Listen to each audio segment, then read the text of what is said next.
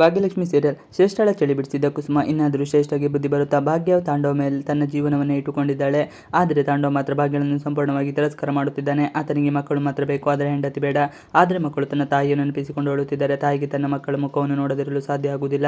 ಆದ ಕಾರಣ ತಾಂಡವ ಮನೆಗೆ ಭಾಗ್ಯ ಬಂದು ಮಕ್ಕಳ ಜೊತೆ ಮಾತನಾಡಿ ಗಂಡ ಮಾಡಿದ ಅವಮಾನವೆಲ್ಲ ಸಹಿಸಿಕೊಂಡ ಭಾಗ್ಯ ಪುನಃ ಮನೆಗೆ ವಾಪಸ್ಸಾಗಿದ್ದಾಳೆ. ಭಾಗ್ಯಗೆ ಇದೀಗ ಶಾಲೆಯಲ್ಲಿ ಇನ್ನೊಂದು ರೀತಿಯ ಕಿರುಕುಳ ಆರಂಭವಾಗಿದೆ. ಭಾಗ್ಯ ಏನೇ ಕೆಲಸ ಮಾಡಬೇಕೆಂದುಕೊಂಡರೂ ಅದೆಲ್ಲವೂ ಸಾಧ್ಯ ಆಗುತ್ತಿಲ್ಲ. ಭಾಗ್ಯಗೆ ಎಲ್ಲರೂ ಎದುರಾಗಿ ನಿಲ್ಲುತ್ತಿದ್ದಾರೆ.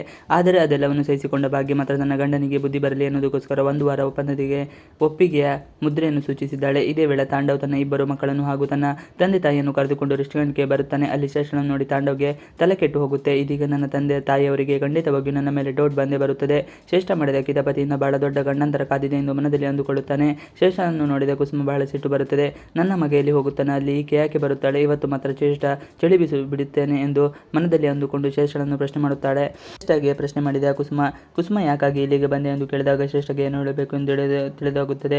ಆದರೂ ಸಂಭಾಳಿಸಿಕೊಂಡು ಇಲ್ಲಿ ಮೀಟಿಂಗ್ ಇದೆ, ಆದ ಕಾರಣದಿಂದ ಬಂದೆ ಎಂದು ಹೇಳುತ್ತಾಳೆ. ಇದನ್ನು ಕೇಳಿದ ಕುಸುಮ ಪ್ರಶ್ನೆ ಮೇಲೆ ಪ್ರಶ್ನೆ ಮಾಡುತ್ತಲೇ ಇರುತ್ತಾಳೆ. ಕೊನೆಗೆ ಶ್ರೇಷ್ಠ ನಿಜ ವಿಚಾರ ಬರಬೇಕಾಯಿತು. ಕುಸುಮ ಡೈಲಾಗ್ಗೆ ನಲುಗಿದ ಶ್ರೇಷ್ಠ, ನನ್ನನ್ನು ತಾಂಡವ್ ಸರ್ ಬರಲು ಹೇಳಿದರು. ಮಕ್ಕಳನ್ನು ನಿಭಾಯಿಸಲು ನನ್ನಿಂದ ಒಬ್ಬರಿಂದ ಸಾಧ್ಯ ಇಲ್ಲ, ನೀನು ಬಾ ಎಂದರು. ಅದಕ್ಕೆ ಬಂದೆ ಎಂದು ಕುಸುಮಾಗ ಮತ್ತೆ ಹೇಳು ಶ್ರೇಷ್ಠಳನ್ನು ತರಾಟೆಗೆ ತೆಗೆದುಕೊಳ್ಳುತ್ತಾಳೆ. ಆತ ಕರೆದ ಎಂದ ತಕ್ಷಣಕ್ಕೆ ನೀನು ಬಂದೆ ಅಲ್ಲ, ಯಾಕೆ? ಮಕ್ಕಳನ್ನು ನಿಭಾಯಿಸಲು ನಾನು ಇದ್ದೇನೆ, ಇಲ್ಲಿ ನಿನ್ನ ಅವಶ್ಯಕತೆ ಇಲ್ಲ. ನನಗೆ ನಿನ್ನ ಬಗ್ಗೆ ಎಲ್ಲ ತಿಳಿದಿದೆ, ಎಲ್ಲ ವಿಚಾರ ಪೂಜೆ ನನಗೆ ತಿಳಿಸಿದ್ದಾಳೆ ಎಂದು ಹೇಳುತ್ತಾಳೆ. ಇದನ್ನೆಲ್ಲ ಕೇಳಿದ ಶ್ರೇಷ್ಠ ಹೌಹಾರುತ್ತಾಳೆ. ಇನ್ನು ಪೂಜೆ ಸುಂದರಿ ಬಳಿ ಎಲ್ಲ ನಿಜ ವಿಚಾರವನ್ನು ಕೇಳಿ ತಿಳಿದುಕೊಳ್ಳುತ್ತಾಳೆ. ಆಕೆಗೆ ತಾಂಡವನ ಎರಡನೇ ಮುಖದ ಅನಾವರಣ ಆಗಿದೆ. ತಾಂಡವ್ ಅತ್ಯಂತ ಚಾಲಾಕಿ ನಾಟಕ ಆಡಿ ತನ್ನ ಮಕ್ಕಳ ಜೀವನ ಹಾಳು ಮಾಡುತ್ತಾನೆ. ನನಗೆ ಮಾತ್ರ ಅದು ಬಹಳ ನೋವು ತಂದಿದೆ ಎಂದು ಸುಂದರಿ ಪೂಜಾ ನೋವು ಹೇಳಿಕೊಂಡಿದ್ದಾಳೆ. ಇವಿಷ್ಟು ಇವತ್ತಿನ ವಿಡಿಯೋ. ಈ ವಿಡಿಯೋ ಇಷ್ಟ ಆದರೆ please like, share and subscribe ಮಾಡಿ. Thanks for watching video.